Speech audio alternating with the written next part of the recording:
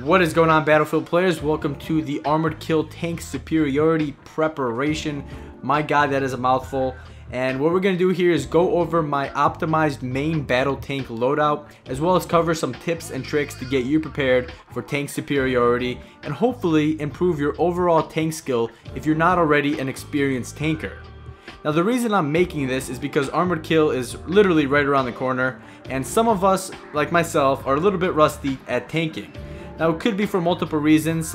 Personally, for me, I've been playing a lot of close quarters, not really playing with a lot of vehicles, and some people just don't even use tanks very often.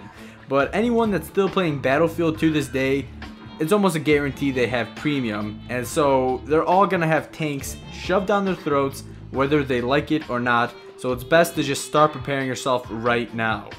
So we're gonna quickly take a look at my old loadout, and as you can tell, it's built around a very attack-based tank. It's a very offensive tank. Now that's because it features an autoloader, zoom optics, and a canister shell. Now I have been using this loadout for months, literally as long as the game's been out, and that's because the autoloader gives you a really good reload speed advantage against opposing tanks. Almost a 2-shot per 1 ratio, which saves my ass time and time again. And as for zoom optics, it's not really a necessity, although it does help a lot when I used to play on my big screen TV, because that way I could really see the tanks or whatever I'm firing at really up close. But now that I play a lot of PC, all I need to do is look a little bit closer on my monitor and just line up my shot with ease.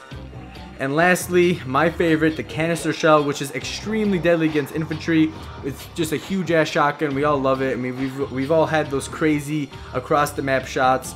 It's one of my worst nightmares actually when I'm flying the helicopter, because it will knock you around extremely and it will damage the hell out of you, and you know exactly when you're in a helicopter and you get hit by one because it has a very distinct sound. Now, the reason I even wanted to go over that loadout is because I'm not very confident and a little bit uneasy whenever I think about it for tank superiority, because that game mode will have so many different elements to it than regular conquest.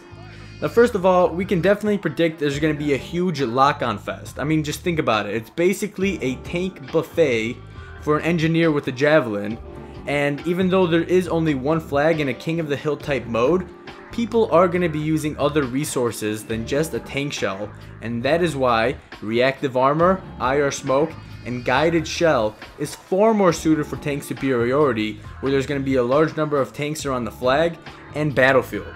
Now, it's definitely safe to say that at some point or another, you're gonna get double teamed or far worse, and this is where reactive armor is actually gonna come into play by at least absorbing some damage to help you move to safety or keep you alive while you're getting repaired, or hopefully friendly tanks come in for support, but you know, you can't really trust your teammates at all times.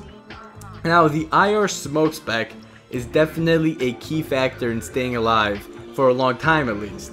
Now, the best tip I really have for IR flare is to consider it as a flare and ECM jammer like the helicopters have, and it's more of a combo for a tank because it can kill the lock or distract an incoming missile like an enemy guided tank shell, which is our number 3 loadout. So even though I'm not the biggest fan of the guided shell for multiple reasons, it is the most logical spec for tank superiority, because all the other specs in the number 3 category are all focused on infantry, like the canister shell. Those kind of things are more focused for infantry, and since tank superiority is all about tanks, tanks are going to be your main opponent. But even with this really well suited loadout for tank superiority, it's not going to be successful unless you have what I like to call a tank buddy. You got to have 1 or 2 tank buddies, they got to be an engineer, and it is not smart to rely on friendly players to repair, especially when you can't even properly communicate with them most of the time.